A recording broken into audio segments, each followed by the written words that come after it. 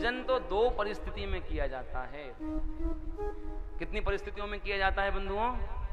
कौन कौन सी परिस्थिति?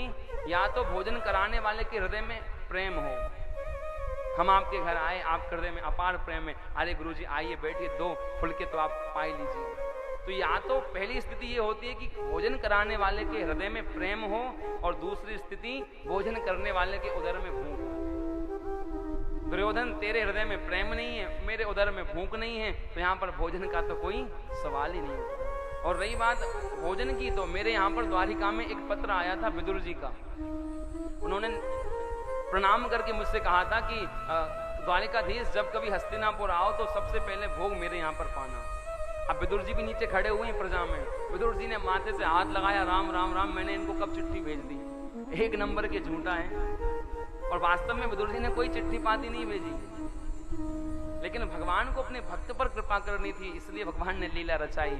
और भगवान ने जैसे ही कहा कि विदुर जी की चिट्ठी आई थी और कहा था कि जब भी हस्तिनापुर पधारो तो पहला भोग मेरे घर पे पाना। दुर्योधन इसलिए तेरे हृदय में प्रेम नहीं, मेरे उदर में भूख नहीं, और भूख होगी भी तो मेरे विदुर के घर जाकर मैं उस क्षुधा को शांत करूंगा।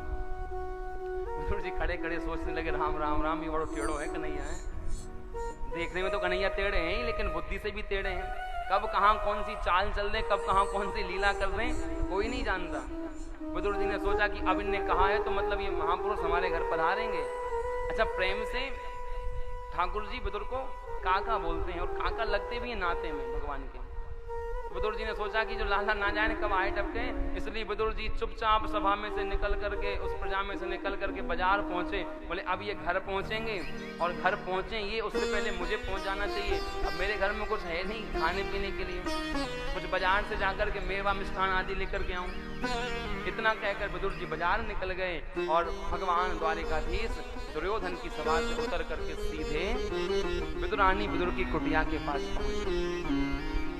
विदुरानी स्नान कर रही थी। अच्छा, विदुर ने जाते जाते बाजार अपनी पत्नी को संदेश भेज दिया था, कह दिया था कि द्वारिकाधीश आने वाले हैं, थोड़ा स्वच्छ कर लेना घर, थोड़ा सा चौक लगा देना, थोड़ा सा लीप लेना गाय के गोबर से, सुंदर आसन बिछा देना।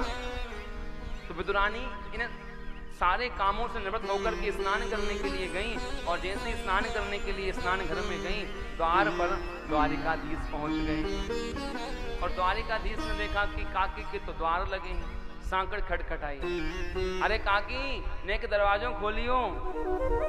विदुरानी स्नान कर रही थी, और जैसे ही विदुरानी ने ये आवाज, ये शब्द सुने, इतना मधुर कंठ, इतना मधुर स्वर, अरे ओ काकी नेक दरवाजों तो खोल दे। जैसे ये स्वर शब्द सुना, विदुरानी समझ गई कि द्वारिकाधीश आ गए।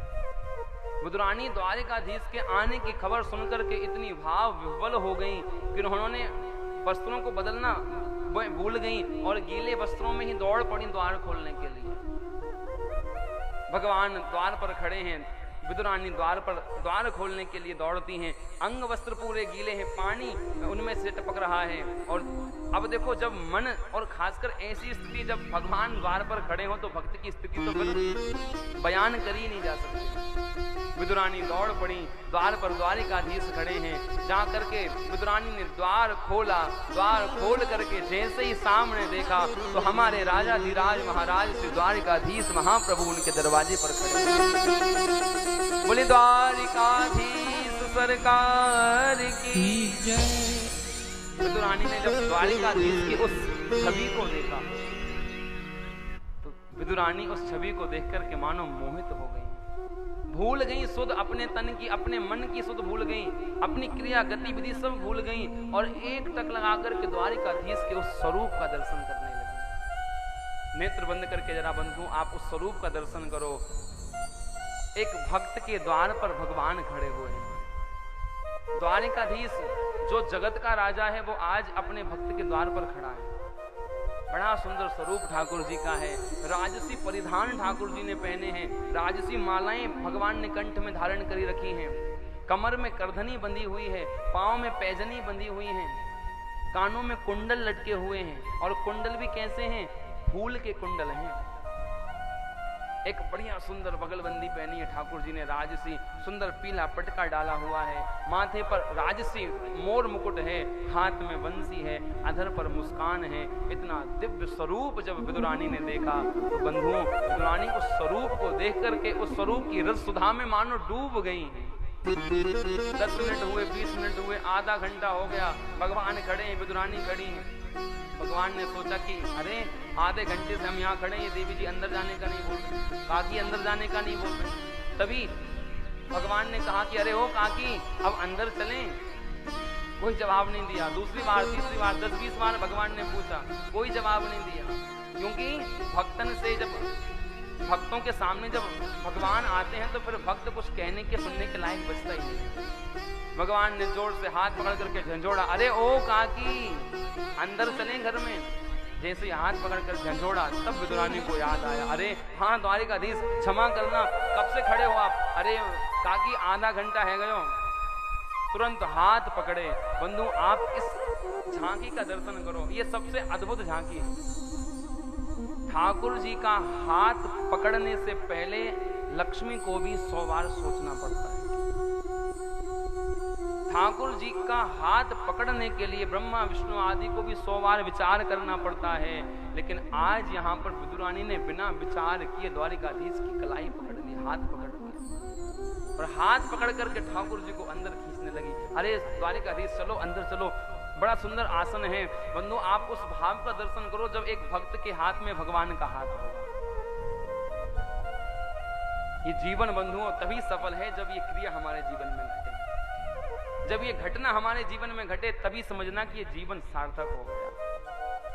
विदुरानी आह्लादित होकर के विदुर जी को, ठाकुर जी को हाथ पकड़ करके अंदर ले गई और आंगन में लीप करके सुंदर चौका लगा करके एक पटला बिछाया और पटला बीच आंगन में बिछाया और कहा कि द्वारिकाधीश अरे आप यहाँ बैठो।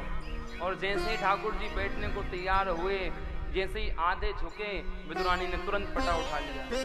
अब आधे बैठने की स्थिति में थे ठाकुर जी, एकदम से नहीं संभल पाए, धड़ाम से आंगन में गिर गए ठाकुर। विदुरानी हाथ पकड़ के पुनः, अब विदुरानी ये प्रयत्न कर रही है बार बार हाथ पकड़ने का। अरे ठाकुर जी गलती हो गई, क्षमा करना, ये स्थान ठीक नहीं है, चलो दूसरे स्थान पर बैठते हैं। दूसरी जगह ले गई, पुनः पटला बिछाया, कहा प्रभु यहाँ बैठो। और जैसे ही भगवान बैठने लगे कोई पटला खिसका दिया, बोले यहाँ नहीं बैठना, आगे बैठना है हमें। ऐसे करते करते पूरे आंगन में चक्कर लगा दिए और अंत में आंगन के एक कोने में उल्टा पटा बिछा दिया और कहा कि स्वामी ये स्थान आपके लिए सुंदर है, आप यहाँ विराजो। भगवान अब झुके नहीं, पहले विदुरानी से कहने लगे कि काकी सच सच बताना, अब मुझे बैठना ही है ना, क्योंकि पिछले 1 घंटे से तुम्हारे आंगन में मैं लड्डू गोपाल की तरह लुढ़क रहा हूँ। हाँ हाँ ठाकुर जी आपको यहीं बैठना है। और जैसे ही ठाकुर जी ने कहा, सुना कि यहीं बैठना है, तुरंत ठाकुर जी झट से बैठ गए। और अब विदुरानी ने जो पटला बिछाया था ना बंधु, वो पटला सीधा नहीं बिछाया, उल्टा पटला बिछाया। और भगवान प्रेम के बंधन में इतने बंध गए कि उन्होंने उल्टे सीधे का कोई ध्यान नहीं दिया, तुरंत उस पटले पर विराजमान हो गए। और पटले पर बैठ करके ठाकुर जी ने अपने पेट पर हाथ फेरा और कहा काकी बड़ी जोरन से भूख लगी हुई है, कुछ खाए हुए के थाई हो तो।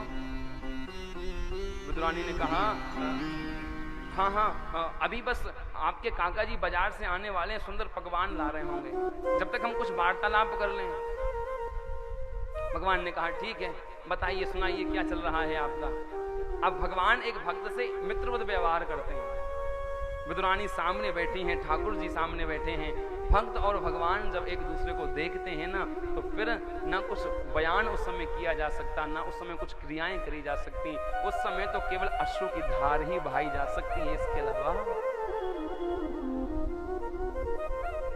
भक्त और भगवान का जब मिलन होता है, इतिहास आप ये पुराण उठा करके देखिएगा बंधुओं, जहां जहां भक्त भगवान का मिलन हुआ है वहां पर भक्त भगवान मौन हो गए हैं, वहां पर बातें करी हैं तो केवल और केवल दोनों के नेत्रों ने बातें की। खूब प्रेम से ठाकुर जी से वार्तालाप करी। 10-20 मिनट हुए, तुरंत ठाकुर जी ने तुम्हारा हाथ फिराया, बोले काकी अब तो सहन नहीं होता। कुछ ले आओ। तभी विदुरानी ने कहा अच्छा हाँ सुनो ठाकुर जी, एक काम करो, आप बैठे रहो, पीछे एक वन है हमने बनाया है, उसमें केले के पेड़ लगे, केले के फल लगे, मैं आपको बुला के दे दूं जब तक। ठाकुर जी ने कहा हाँ हाँ काकी कुछ तो दो मुझे।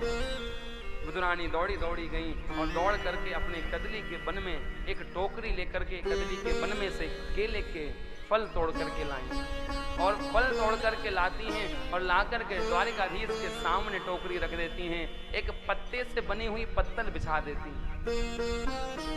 बंधो एक बात बताऊं, जहां प्रेम का बंधन होता है, जहां आत्मा का बंधन होता है, वहां पर ना तो सुविधाएं देखी जाती हैं, ना वहां पर कुछ व्यवस्थाएं देखी जाती हैं, वहां पर तो सिर्फ एक ही वस्तु देखी जाती है, वो है प्रेम।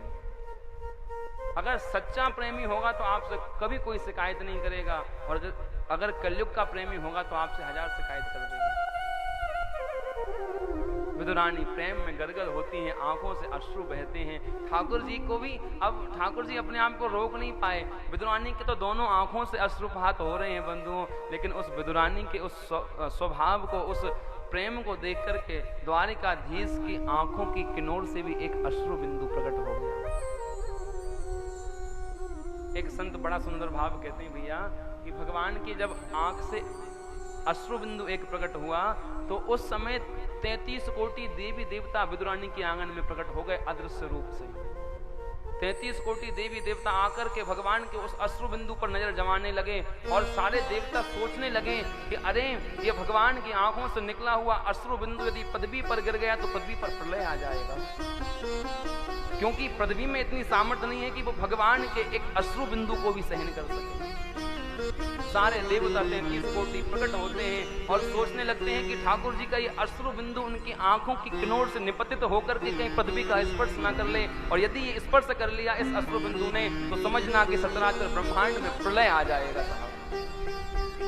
सारे देवी देवता हाथ जोड़ करके खड़े हो गए, हे नाथ हे द्वारिकाधीश, हे राजाधिराज, आप अपनी आंखों की किनोर से अश्रु का प्रपात मत करिएगा। यदि आपने ऐसा कर दिया तो हमारा क्या होगा, इस ब्रह्मांड का क्या होगा। भगवान समझ गए। तुरंत भगवान ने अपने पीतांबरी से एक कोना पोंछ लिया और पोंछ करके देवताओं को आश्वस्त किया कि अरे ये अश्रु जो है ना, ये कोई अन्य प्रकार का अश्रु नहीं है, ये तो प्रेमाश्रु है। बंधु 2 प्रकार के अश्रु होते हैं। कितने प्रकार के? 2 प्रकार के। कौन कौन सा प्रकार? एक होता है प्रेमाश्रु और एक होता है शोकाश्रु। भगवान के प्रेम में निकला गया आंसू प्रेमाश्रु कहलाता है और संसार के लोगों के प्रति निकला गया आंसू शोकाश्रु कहलाता है। और इन आंसुओं में सर्वश्रेष्ठ कोई है तो वो है प्रेमाश्रु। और जिस भक्त के आंखों से कभी अश्रु प्रपात नहीं हुए हो तो समझना कि वो कभी भक्ति की सीढ़ी पर चढ़ा ही नहीं। हमारे सद्गुरुदेव भगवान तो बंधु यहां तक कहते हैं, भक्ति की पहली सीढ़ी है आंखों में अश्रु आ जाना। जिस समय भगवान की छवि को निहारते निहारते आपके आंखों में अश्रु आ जाए तो समझना कि ठाकुर ने आपको अपनी भक्ति की पहली सीढ़ी प्रदान कर दी। विदुरानी रो रही हैं और प्रेमाश्रु में आंखों से अश्रु बह रहे हैं, ठाकुर जी का अश्रु निकलने ही वाला है, देवता प्रकट हो गए। ये एक संत का भाव, ये भागवत का वर्णन नहीं है साहब। भगवान अपने आप को संभालते हैं और विदुरानी से कहते हैं काकी अब आप प्रेम से बाहर निकल करके थोड़े सचेत अवस्था में आकर के मुझे कुछ पवाओ। तभी विदुरानी ने एक पत्तल उठाई और पत्तल भी पत्ते की। सोचो विचार करो बंधुओं कि जिस द्वारिकाधीश के सामने जब भोजन पदार्थ आते थे तो सोने चांदी के पात्रों में भोजन आता था, और सोने चांदी के पात्र ऐसे नहीं होते थे, उनमें मणि माणिक्य आदि जितने भी रत्न होते हैं सारे रत्न जड़े हुए होते थे। लेकिन आज वही द्वारिकाधीश एक पत्ते की पत्तल को अपने सामने रखी देख करके और प्रेम में डूब जाता है। विदुरानी ने प्रेम के वशीभूत होकर के नेत्रों से नेत्र मिला करके केला उठाया और उठा करके बंधुओं एक केला का छिलका छीला और छिलका छील करके, अब देखो स्थिति क्या है भक्त भगवान की। विदुरानी ठाकुर जी को निहार रही हैं, ठाकुर जी विदुरानी को निहार रहे हैं। अब यहाँ पर क्रियाएं क्या हो रही हैं इसका किसी को भान नहीं है। विदुरानी ने पहला छिलका छीला, केला छीला और छिलका उतार करके ठाकुर जी की पत्तल में परोस दिया और फल उठा करके दूर फेंक दिया। ठाकुर जी ने देखा नहीं बंधुओं कि इसमें क्या है पत्तल में, तुरंत छिलके को उठाया और छिलके को उठाकर अपने मुख में रख लिया। वाह काकी बड़ा मधुर है, और दो। अच्छा आपको पसंद है? दूसरा छिलका उठाया, दूसरा केला उठाया, उसको छीला, फल को बगल में पटक दिया, छिलके को ठाकुर जी की पत्तल में परोस दिया। इस प्रकार से 10, 20, 25, 50 छिलके परोस दिए। ना खाने वाले को होश है कि मैं क्या खा रहा हूं, ना खिलाने वाले को इतना होश है कि मैं क्या खिला रहा हूं। ठाकुर जी बड़े प्रेम मुदित मन से पा रहे हैं और कह रहे हैं काकी वाह कितना मधुर फल है, कितना मीठा फल है। विदुरानी कहती हैं ठाकुर जी इस वन में मैं अपने हाथ से जल देती हूँ, इन वृक्षों को मैं अपने हाथ से सींचती हूँ, इसलिए इसमें मिठास है। भगवान कहते हैं कि अरे मुझे ऐसे ही भक्तों की तो तलाश रहती है जो अपने हाथ से वृक्ष लगाकर पानी से सींच करके उसका फल ला करके मुझे अर्पण करते।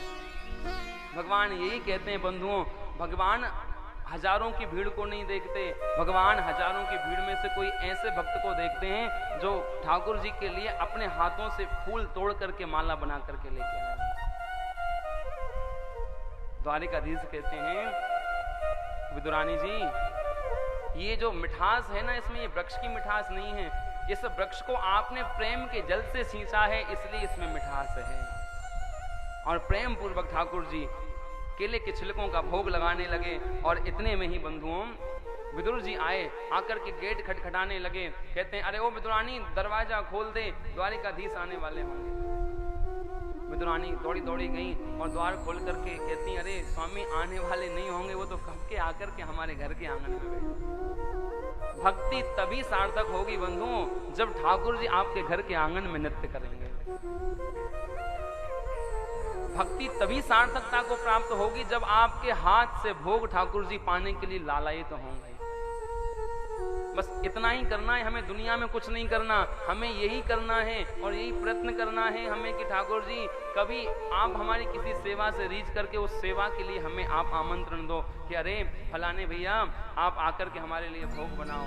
बंधु एक बात का विचार करो, मानो कि यदि ये समय आया तो उस समय तो आपका भाग्य ब्रह्मांडिक शिव सनकादिक आदि से भी बढ़ जाएगा। विदुर जी दरवाजे पर खड़े हैं, विदुरानी ने द्वार खोला, विदुरानी कहती आइए। विदुर जी कहते हैं द्वारिकाधीश आने वाले होंगे। विदुरानी ने कहा द्वारिकाधीश आने वाले नहीं होंगे ना, तो द्वारिकाधीश आकर के बैठे हैं और देखो मैं प्रेम से उनको भोग पवा रही हूँ। विदुर जी ने आकर आंगन में देखा तो पहली दृष्टि तो भगवान के पटे पर पड़ी।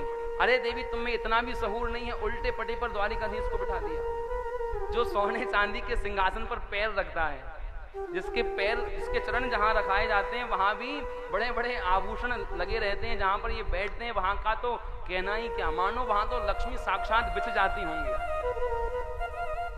लक्ष्मी साक्षात अपने हृदय को बिछा देती होंगी कि हे द्वारिकाधीश, हे विष्णु, हे नारायण, आप इस हृदय सिंहासन पर बैठे। बंधुओं एक भाव आता है मुझे याद कि रामचरितमानस का है, जब जानकी जी का हरण हुआ और जानकी जी को रावण ने अपने लंका में कैद करके रखा, तो एक दिन जानकी जी बैठी बैठी ये विचार कर रही थी कि एक समय वो था जब जानकी जी चलने को तैयार होती थी ना, तो जानकी जी के चलने की सूचना से, आगमन की सूचना से ही सारी अयोध्या में बड़े बड़े कालीन बिछा दिए जाते थे। जब किशोरी जी को कुछ पाने की इच्छा होती थी ना, तो बड़े बड़े सुंदर सुंदर पकवान पदार्थ उनकी सेवा में प्रस्तुत हो जाते थे। जब जानकी जी कुछ लीला करने के लिए कदम बढ़ाती थी तो उस समय मानो सारे देवी देवता प्रकट होकर के उनकी लीला में सहयोग करने के लिए आतुर हो जाते थे। तो एक दिन जानकी जी यही विचार कर रही थी कि जब जब मैं चली, दुनिया की नजरों में तो जानकी जी कालीन पर चली, बड़े सुंदर से सुंदर कारपेट पर चली, लेकिन बंधुओं जानकी जी से यदि कोई पूछेगा कि जानकी जी आप जीवन भर कहाँ चली, तो जानकी जी एक ही बात कहेंगी कि जब जब मैं चली मैं अपने राम के हृदय पर चली, धरती पर तो मैंने पैर रखा ही नहीं।